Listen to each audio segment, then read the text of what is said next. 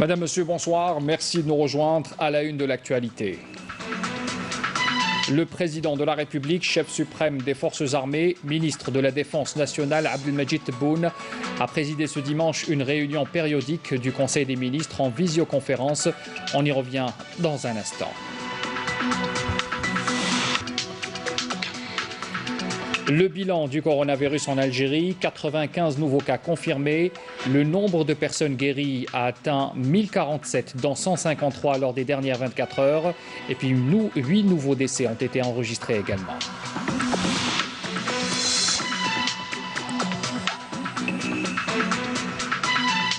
Zoom ce soir sur la plateforme médicale e-Tabib, une application qui propose des consultations médicales à distance avec un simple smartphone ou un ordinateur.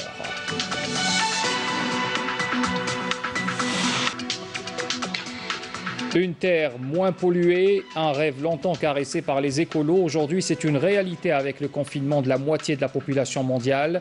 Les effets sont immédiats. L'air s'est purifié dans les grandes villes, du jamais vu depuis une dizaine d'années.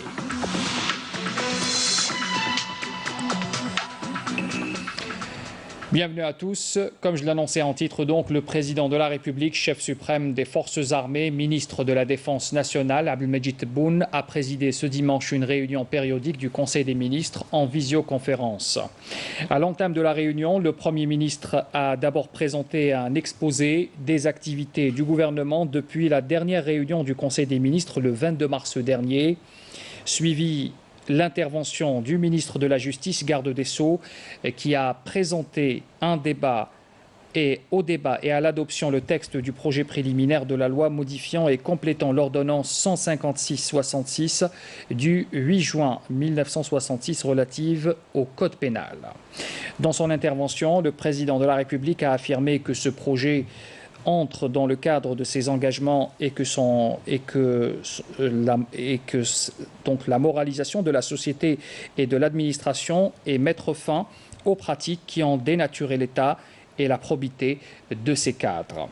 Le Conseil des ministres a écouté par la suite l'intervention du ministre de l'Intérieur et des collectivités locales et de l'aménagement du territoire à propos de l'opération de solidarité au profit des familles nécessiteuses touchées par la crise sanitaire et celles bénéficiant de l'aide annuelle au chapitre du mois sacré de Ramadan. Le ministre a annoncé la fin du recensement de 2 200 000 familles bénéficiant d'une enveloppe financière de 22 milliards de dinars pour cette opération donc. Et puis pour sa part, le ministre de l'Industrie et des Mines a pris la parole pour exposer la situation du secteur de l'industrie, mettant l'accent sur l'absence d'une stratégie industrielle nationale. Le Conseil des ministres a entendu l'exposé du ministre de l'Énergie sur la crise sans précédent du marché pétrolier mondial. Et puis, le ministre de la Santé et de la Population et de la Réforme hospitalière a quant à lui exposé la situation sanitaire dans le pays avant d'expliquer la stratégie prise pour faire face à la pandémie du coronavirus. Bien entendu, nous reviendrons avec tous les détails sur cette réunion du Conseil des ministres, présidée donc aujourd'hui par le président de la République, chef suprême des forces armées, ministre de la Défense nationale, dont nos prochaines éditions. Dans l'actualité également, le bilan du coronavirus journalier en Algérie, 95 nouveaux cas confirmés, le nombre de personnes guéries a atteint 1047 dans 153 lors des dernières 24 heures, 8 nouveaux décès ont été enregistrés également.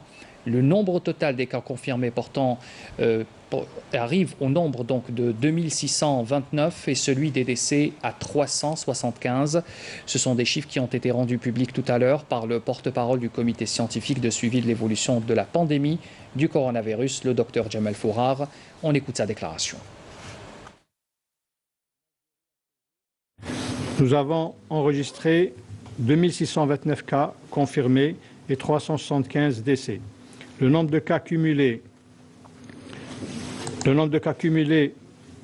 est confirmé de 2629, dont 95 nouveaux cas. Et ces 2629 cas sont répartis à travers 47 wilayas. 71% des cas sont notifiés à travers 10 wilayas. 18 wilayas n'ont pas notifié de cas ce jour et 16 wilayas ont enregistré entre 1 et 3 cas.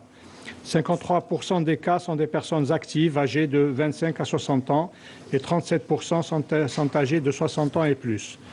Le nombre cumulé de décès est de 376, dont 8 au cours des 24 dernières heures. Les décès des wilayas d'Alger et Blida représentent près de 51% de l'ensemble du total national. 64% des patients décédés sont âgés de 65 ans et plus. Le nombre total de malades guéris et qui ont quitté les établissements hospitaliers est de 1047, dont 153 au cours des 24 dernières heures.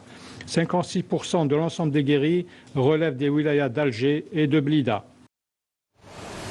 Le médiateur de la République, Karim Younes, a soutenu ce dimanche que la décision de prolonger de 10 jours le confinement sanitaire est dictée par les besoins impérieux de sauvegarde de la santé de nos concitoyens, ajoutant qu'il ne serait en aucun cas question de prendre un quelconque risque en relâchant la vigilance sanitaire.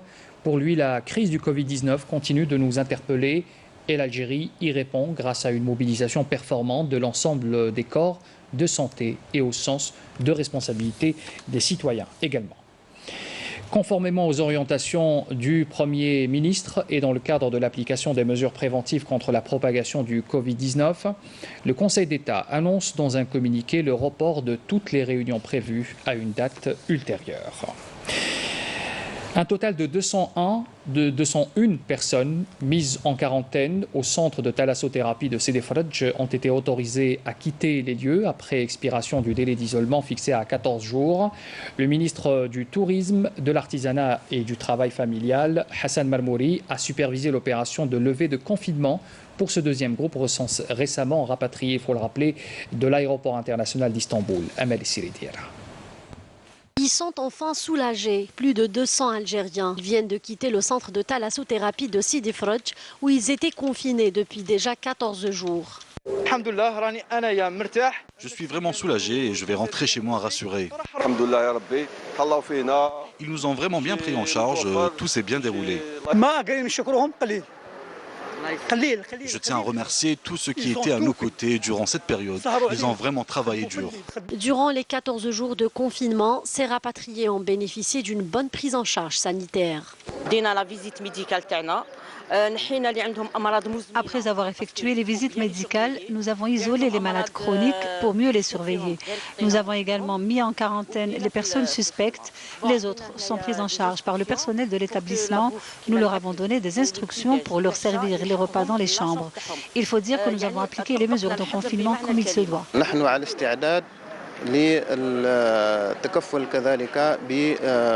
Nous sommes prêts à prendre en charge les Algériens qui sont toujours à l'étranger et attendent leur rapatriement, quel que soit leur nombre. Aujourd'hui, plus de 291 établissements publics et privés ont été mobilisés et le personnel est déployé pour les prendre en charge. La plupart des établissements hôteliers du pays, qu'ils soient publics ou privés, sont donc réquisitionnés pour le confinement des Algériens rapatriés. Afin de minimiser les risques d'être exposés à une infection dans les hôpitaux ou les cliniques, la télémédecine demeure l'une des meilleures méthodes en cette période de crise sanitaire, puisque grâce à la plateforme médicale e-Tabib, les consultations médicales peuvent se faire à distance avec un simple smartphone ou encore un ordinateur. Reportage Sarah Derbal. Depuis le début du confinement, ce médecin généraliste propose des services de téléconsultation sur la plateforme Tabib. Par écran interposé comme dans une consultation classique, le médecin pose ses questions et fait son diagnostic. On va bénéficier d'un conseil et d'un accompagnement sans qu'il y ait la contrainte du déplacement. C'est-à-dire la téléconsultation est un moyen de suivre ces patients de manière efficace, dans la facilité, dans le confort du domicile du patient. Et donc, ça va augmenter la qualité du soin et du coup, ça va soulager le système de santé. Une nouvelle méthode qui permet aux médecins de suivre le patient à distance. En fait, la téléconsultation est un moyen que peut utiliser le médecin et le patient pour justement asseoir un suivi parfait pour le patient. C'est-à-dire que, je vais vous donner un exemple et ça va être un petit peu illustratif. Dans une consultation d'un malade chronique, la majeure partie des rendez-vous ne se font pas en physique, réellement. La téléconsultation joue un rôle important en cette période du Covid-19. les patients, surtout maintenant, sont inquiets, sont angoissés, ne savent pas ce qu'il y en est. Donc, ils ont besoin au moins de ce soutien. Je procède à un questionnaire détaillé pour voir est-ce que réellement ce patient a eu un contact avec un cas de Covid-19 confirmé ou bien suspecté. La première plateforme en Algérie qui propose des services de télémédecine dédiés aux spécialistes de la santé et aux patients. C'est mon équipe qui l'a créé. Tabib est créé par la société Ibn Hamza. Le programme à ce que même cette plateforme doit être exportée au niveau maghrébin, au niveau africain, pour exporter notre savoir-faire médical. Utiliser L'élan solidaire en Algérie plus que jamais d'actualité. Un laboratoire de production de médicaments injectables vient de convertir une de ses chaînes de production pour la fabrication de gel hydroalcoolique et en fournir les hôpitaux. Reportage Yamina Saïchi. Les laboratoires de médicaments se mobilisent de leur côté pour faire face à la propagation du nouveau coronavirus. À l'exemple de ce laboratoire qui s'est lancé dans la fabrication de gel hydroalcoolique. Une nouvelle ligne de production exceptionnelle d'un gel hydroalcoolique adapté, très facile à utilisation, pour le mettre gratuitement à la disponibilité de tous les employés des services hospitaliers. Et ceci en alignement avec le programme du gouvernement et surtout du ministère de la Santé. Partenaire stratégique de la pharmacie centrale des hôpitaux, ici dans ce laboratoire, la stratégie aujourd'hui c'est d'éviter la pénurie. Le partenariat est un maillon clé dans la politique nationale de santé qui est prônée par le gouvernement. Actuellement, nous disposons de stocks de matières premières et de produits finis allant jusqu'à plus d'une année de production, malgré la rétention de certains pays qui ont arrêté totalement l'exportation de matières premières. L'ensemble des structures hospitalières du pays sera donc approvisionné grâce notamment au stock de sécurité de matières premières.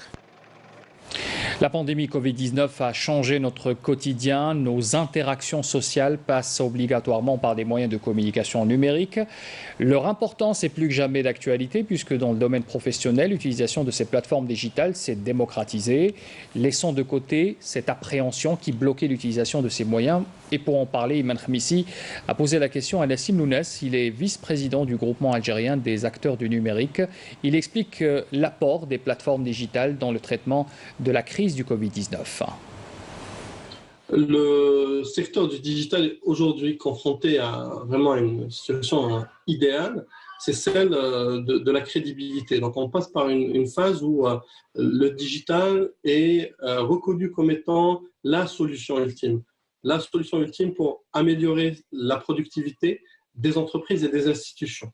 Aujourd'hui, à travers tous les exemples que nous voyons, tous les clients que nous accompagnons au quotidien, que ces appréhensions-là qu'on avait par rapport au digital, c'est-à-dire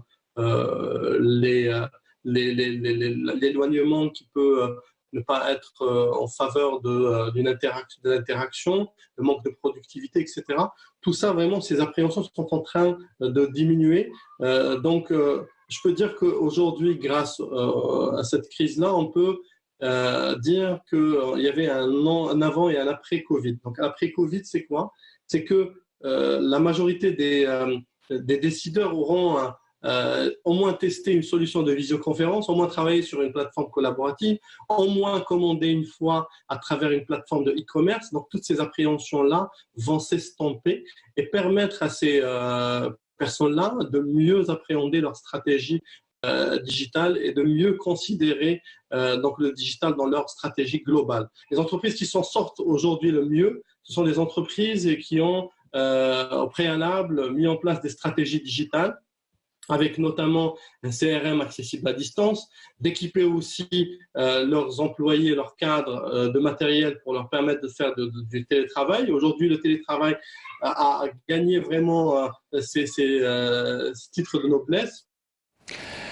Et puis, sachez que le ministère de la Poste et des Télécommunications a annoncé ce dimanche avoir convenu avec les ministères de l'Éducation nationale et de l'Enseignement supérieur et de la Recherche scientifique, ainsi que divers opérateurs de téléphonie mobile et fixe, d'accorder un accès libre aux plateformes numériques d'enseignement aux élèves et étudiants raccordés aux différents réseaux. La pandémie actuelle impose une situation exceptionnelle. Vous le savez, le gouvernement a instauré de nouvelles consignes pour la sécurité des citoyens. Par exemple, éviter les regroupements. Un nouveau marché de proximité adapté aux règles de sécurité a été installé au stade de Ouagnouni, dans la capitale. C'est un marché dit marché Rahma à bas prix. Reportage Yanis Aït Balkassam. Des chapiteaux, des chaises espacées, des produits de première nécessité, c'est le concept du nouveau marché de proximité d'Alger Centre en cette période de pandémie Covid-19. Sokhar Rahma propose différents produits de première nécessité à bas prix. Le but, éviter les regroupements dans les magasins d'alimentation générale et les marchés. On est là pour essayer de mettre de l'ordre, d'être à l'écoute des citoyens, pour essayer qu'ils ne restent pas dans la rue, pour qu'ils ne vont pas tarder par rapport à ce problème qui est très grave. La santé des citoyens est primordiale pour nous. Tout un protocole est adopté. Pour avoir l'accès à ce marché, il faut d'abord se laver les mains, ensuite passer sous le couloir intelligent et faire la queue. Que ce soit les produits laitiers, la semoule, les légumes, tout y est pour répondre aux besoins des citoyens. Une organisation sans précédent visant à assurer la sécurité des citoyens. Et de mettre un peu d'ordre pour éviter cet encombrement des gens dans la rue, qui restent dans la rue, pour éviter tout ça. Il y a les enfants, il y a les... Et donc, nous essayons de faire de notre mieux, de jouer ce rôle société civile. Inch'Allah, et que ce cauchemar disparaît. Tout est organisé et pour l'achat de la semoule, chacun a un jeton. On les récupère à 7h30 ou 8h du matin. Puis chacun de nous fait ses courses. J'appelle ça un marché à distance et je les remercie pour cette initiative car grâce à ça, nous pouvons faire nos achats en toute sécurité. Un marché de proximité qui facilite la vie des Algérois mais surtout qui assure leur sécurité face au coronavirus. Une initiative lancée par le président de l'APC et le Wali d'Alger avec la participation de la société civile. Stop au licenciement abusif. Le ministre de l'Industrie et des Mines, Farhat Aït Ali Braham, a donné des instructions au PDG des groupes industriels et les responsables des organismes sous tutelle concernant le licenciement d'employés d'entreprises et organismes qui ne respectent pas les règles et procédures établies par la réglementation en vigueur. Les jugements rendus par les tribunaux compétents ordonnant la réintégration de certains employés dans leur poste de travail ainsi que des décisions de l'inspection générale du travail n'ont pas été exécutés par les responsables des entreprises concernées, a noté le ministre. Face à de telles pratiques, il est nécessaire de remédier immédiatement à cette situation et de veiller à l'avenir au respect des procédures de gestion des relations de travail en faisant prévaloir le rôle de chacun des organes institués à cet effet, en l'occurrence le comité de participation et la commission paritaire comme instance interne, d'autre part l'inspection générale du travail et les instances juridictionnelles compétentes pour le recours externe, d'autre part, conclut le communiqué du ministère de l'Industrie. Le Forum des chefs d'entreprise s'attelle à l'élaboration d'une fiche de données sur les secteurs impactés par la pandémie Covid-19 et une évaluation des répercussions sur l'activité économique à présenter au service du Premier ministre. C'est ce qu'a annoncé ce dimanche son vice-président Salim Djoued. Il indique que le FCE a mis à disposition de ses membres un questionnaire détaillé, une sorte de fiche d'information sur les secteurs et les entreprises en activité dans les 48 wilayas en vue de connaître les contraintes et évaluer surtout les pertes occasionnées par la pandémie, y compris la situation des travailleurs. Un mot sur l'environnement, une terre moins polluée, un rêve longtemps caressé par les écolos. Aujourd'hui, c'est une réalité avec le confinement de la moitié de la population mondiale suite à la pandémie. Les effets du confinement sont immédiats. L'air s'est purifié dans les grandes villes du jamais vu depuis des dizaines d'années. Commentaire Naïma Chekchek. Avant le coronavirus, notre planète Terre ressemblait à ça. Avec le coronavirus, voilà à quoi elle ressemble. Un havre de paix, propre, paisible, né d'un confinement global imposé par un sacré pied de nez à la mondialisation. Concept politico-économique que le coronavirus a fait muter selon son désir de virus dérangeant, voulant globaliser non pas l'économie, mais une sagesse humaine nécessaire, disparue avec la frénésie du tout croissance. Le virus a arrêté la machine et voilà qu'il propose à l'humanité une terre au visage originel qu'elle avait oubliée et qu'elle ne connaissait plus. Une terre que beaucoup rêvent et que quelque chose de microscopique appelé Covid-19 a rendu possible comme un modèle à contempler et à suivre pour que l'être humain retrouve une harmonie perdue avec tout son environnement humain et naturel. En un clic, le virus a rappelé toute la planète à l'ordre, en bouleversant surtout un monde occidental trop occupé et trop obnubilé par sa technologie dans sa troisième révolution. Le temps est à présent au répit pour le coronavirus, venu démontrer qu'une vie sans surconsommation, sans pollution, sans bruit, avec notre faune et notre flore, comme dans toutes les paisibles campagnes du monde, est possible. Le holà, mis par le coronavirus, confine pour se donner le temps de penser l'avenir tel qu'il le suggère, celui d'une planète Terre qui tourne rond, sans frénésie, au détriment de la biodiversité notamment. D'aucuns pensent que c'est possible et imaginent des économies résolument vertes en cohérence avec une technologie du savoir et de la sagesse. Et puis dans la bande palestinienne de Raza, on vit également le confinement. Pour s'occuper, certains s'affairent à confectionner des lanternes pour éclairer les soirées ramadanesques. Nakhla Al-Arbi. Fabriquer des lanternes pour éclairer les soirées ramadanesques ou comment tirer profit du confinement et rentabiliser le temps passé à la maison. Les jeunes Palestiniens s'y attellent et mettent du cœur à l'ouvrage. Comme nous avons beaucoup de temps libre, nous avons pensé à trouver une occupation aux enfants en leur proposant des travaux manuels et en les initiant à la peinture et à la confection des lanternes. L'expérience est nouvelle pour ces enfants bien affairés, pourtant habitués à s'amuser dehors. Le confinement étant pour eux un véritable supplice.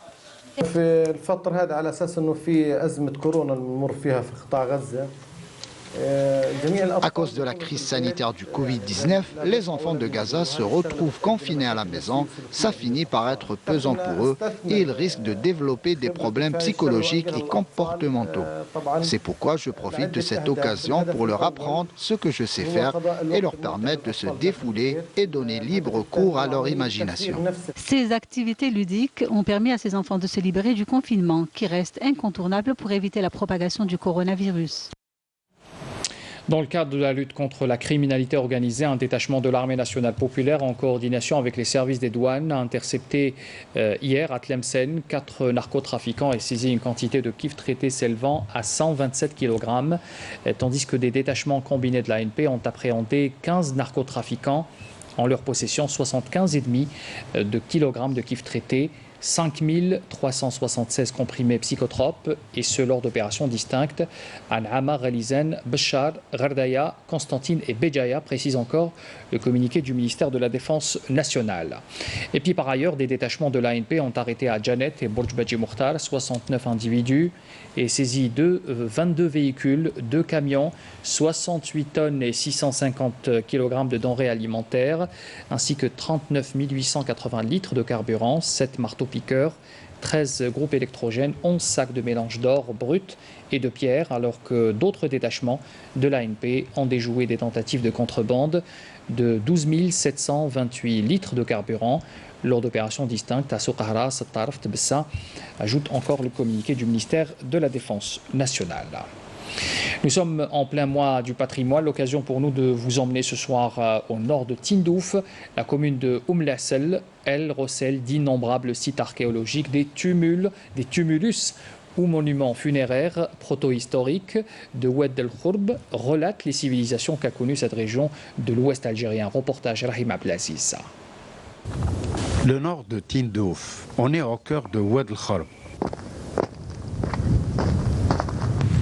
Des tumulus de bonne facture ponctuent les bordures de l'Oued.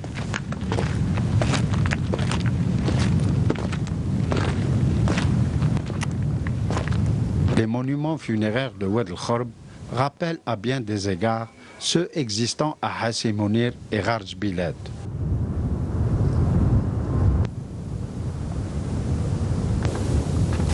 Des visiteurs en quête de trésors sont passés par là.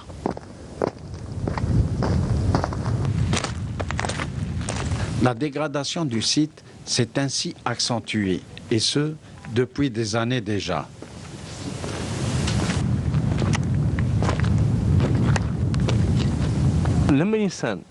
Quand l'homme s'est doté d'un système de croyance durant la protohistoire, celui-ci a pensé à concevoir des méthodes pour l'ensevelissement des morts. Ce type de croyance est directement lié à des rites religieux. Ainsi, on a vu s'ériger des monuments funéraires circulaires. Ceux-ci disposent d'ouvertures à travers lesquelles on dépose des offrandes, et ce pour honorer les morts. Ce patrimoine archéologique a subi les affres des pillages répétés. Comment préserver un tel site d'importance universelle?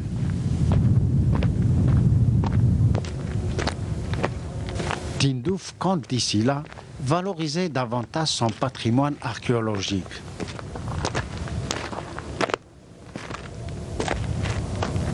Et préserver ce trésor inestimable demeure ainsi une priorité aux yeux des responsables du parc culturel et naturel de Tindouf. Quoi? Alors, le rappel des titres avant de vous quitter. Le président de la République, chef suprême des forces armées, ministre de la Défense nationale, Abdelmajid Tebboune, préside ce dimanche une réunion périodique du Conseil des ministres en visioconférence. Le bilan du coronavirus en Algérie, 95 nouveaux cas confirmés. Le nombre de personnes guéries a atteint 1047, dont 153 lors des dernières 24 heures. 8 nouveaux décès ont été également enregistrés.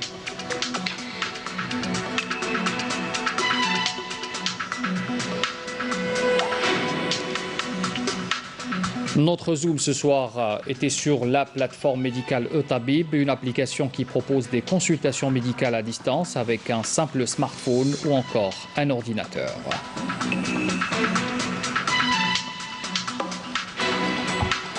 Une terre moins polluée, un rêve longtemps caressé par les écolos. Aujourd'hui, c'est une réalité avec le confinement de la moitié de la population mondiale en raison du Covid-19. Les effets sont immédiats. L'air s'est purifié dans les grandes villes, du jamais vu depuis des dizaines d'années.